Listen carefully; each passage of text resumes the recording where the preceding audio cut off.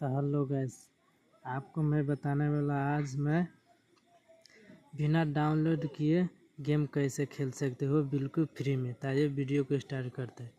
आपको सबसे पहले ओपन करना है प्ले इट ओपन करने के बाद यहाँ 4 ऑप्शन होगा। तो आपको वीडियो, म्यूजिक, गेम होगा। तो गेम पर क्लिक करने के बाद आपके सामने बहुत सारा गेम दिख जाएगा। तो आपको जो अच्छा लगता है वो खेल सकते हो बिल्कुल फ्री में। मैं खेल के दिखा रहा हूँ। देखिए गेम स्टार्ट हो रहा है।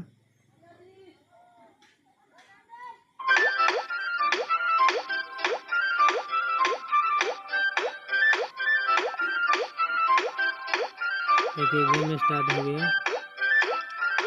बिना डाउनलोड किए कि आप खेल सकते हो। आप भी खेलना चाहते हो तो जाइए ट्राई कीजिए। वो बिल्कुल फ्री में बिना डाउनलोड किए।